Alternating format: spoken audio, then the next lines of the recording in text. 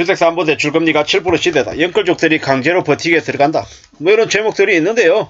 사실상 지금 무리하게 연끌한 사람들은 끝났습니다. 인생 대부분 다 끝장난 거예요. 누가 그렇게 연끌하라고 꼬드겠습니까? 누가 그렇게 얘기했을까요? 금융권들, 건설업계, 정부, 그리고 정치, 경제, 기득권들이 교묘히 그렇게 분위기를 만들었습니다. 왜요? 왜 그렇게 만들었을까요? 그래야 함부로 자신들에게 덤비지 못하기 때문이죠. 덤빌 새가 어디 있습니까? 일하느라고 호되기는데 투잡하고 쓰리잡하고 허겁지겁 인간 사료 먹으면서 발에 땀나게 뛰어다니면서 알바해야 되는데 뭘 자기들에게 욕을 하고 관심 가지고 이러겠습니까? 그럴 여유가 없다라는 겁니다. 왜겠습니까? 왜? 빚쟁이니까. 정신 못 차리고 미치듯이 일만 하게 돼 있습니다. 허덕이면서 하는 빚쟁이가 됐기 때문인 거죠. 그렇게 이미 기득권들이 만들어 놓은 거예요. 기득권들이. 주담대 금리 7% 시대다? 아니요. 좀 지나면 주담대 금리 8% 시대에 옵니다. 더 지나면요. 10% 시대도 오죠. 이제 개개별로 핀셋이라 그래가지고 옆에 있는 사람은 7%인데 나는 10% 대출 이자를 내야 되는 그런 일도 생깁니다. 무서운 일이죠. 충격적인 일들이 계속 늘어날 거다라고 보면 맞습니다. 이게 뭔가 싶은 거죠. 어떻게 살아야 되나라고 걱정도 하게 될 겁니다. 정신 바짝 차리고 살아야 됩니다. 연끌족들 인생은 그냥 끝이 났다라고 보면 거의 맞고요. 절대로 쉽지 않습니다. 대출금리 7%면요. 7%면 5필 냈으면요. 7, 5, 35 한 달에 대략 200한 8, 90만원을 내야 돼요. 그거 내고 살 수 있는 사람 몇이나 됩니까? 근데 5억씩 대출 받은 사람들이 이번에 너무 많아요. 너무 많다고요. 집값이 10억이라 그러고 주변 시세 14억인데 나 10억에 분양받았잖아. 이런 개소리를 하고 다닙니다. 저기 파주 끝자락에도요. 6억에 분양받았다고 되게 싸다고 얘기해요. 주변 시세 8, 9억인데 나 6억에 받았잖아요. 실제로 알고 보면 7, 8년 전에 1억 2, 3천 하던 지역이었던 거예요. 누가 그들을 그렇게 만들었을까요? 언론이 거기에 담아뱉고 이전 정부, 문재인 정부 때 부동산 교란 세력들이 너무 활개치는데도 방만하게 내버려뒀던 문재인 정부의 그 대통령이나 국토부 장관이나 그 관계되어 있는 사람들이 상당수가 공범들이죠. 그렇기 때문에 지금 저렇게 엄청난 연끌족들이 탄생을 한 거죠. 참 충격적인 일들이 계속되어 왔다라는 겁니다. 씁쓸합니다. 앞으로도 더 아마 엄청난 일들이 벌어질 것 같은데요. 더 조심하고 더 염려하면서 살아야 될 것 같습니다. 삶이 얼마나 엉망인지 이제 명심하면서 지내야 되는 거죠.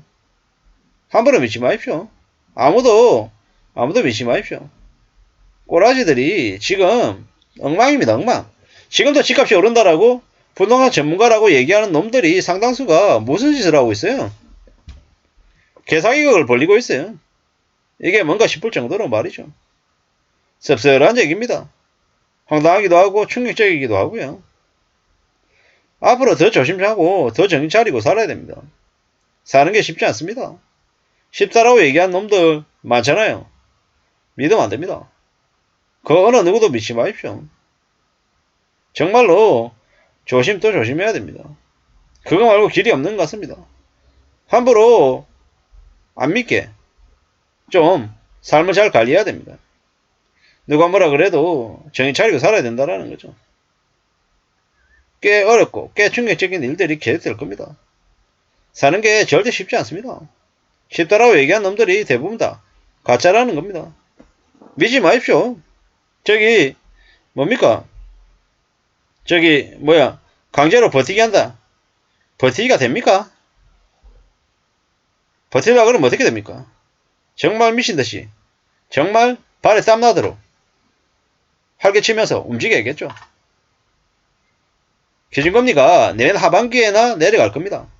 그러면 고금리가 지속 안 될 거다라고 언론 뉴스는 얘기하는데요. 개소리 하지 말라 그러세요. 미국 기준금리 내년 하반기에 내려가면요. 한국은요. 한국은 2025년 하반기쯤에나 내릴 수 있어요.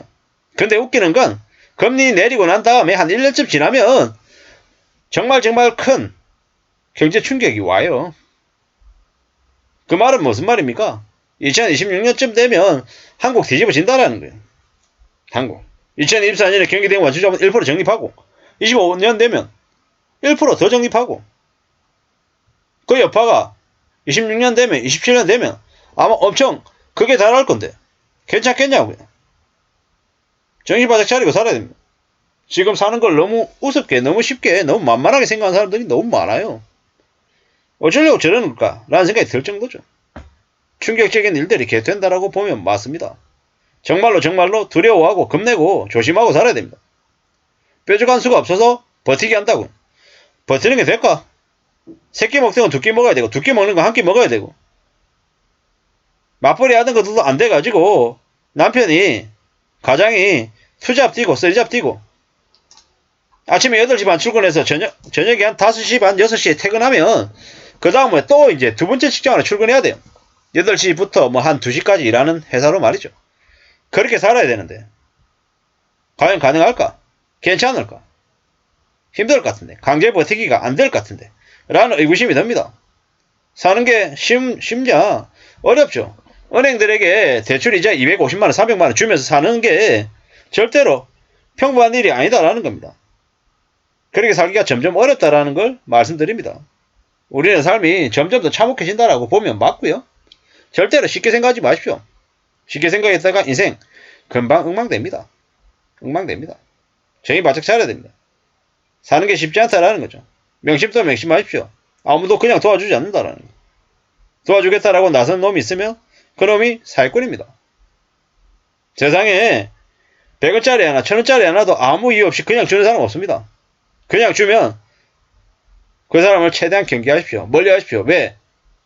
당신의 모든 걸 다 빼앗아가는 쓰레기, 사기꾼, 악마를 지었기 때문입니다. 연끌족들이 강제 버티기에 들어간다? 지옥 같은 삶을 살게 된다라고 보면 맞습니다.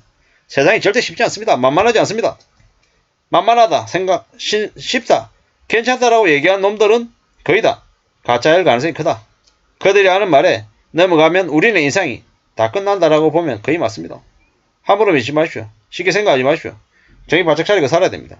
정말 조심, 또 조심해야 됩니다. 그러지 않으면 인생은 끝이 난다라고 감히 말씀드립니다. 함부로 믿지 마십시오. 은행도 믿지 마시고 회사도 주변에 있는 지인도 좀 마냥 믿는 거는 위험한 일이다라고 말씀드리고 싶습니다. 사는 게 정말 무서운 일입니다. 함부로 쉽게 마음먹으면 안 됩니다. 지금은 대출 받았다가 인생이 끝장날 수 있습니다. 많이 무서운 일입니다. 정말 상식적으로 생각해야 됩니다. 경제 성장률이 2023년에 1.23% 될 수도 있다 그러는데 1%대만 지켜도 감이 적지않은 것 같습니다.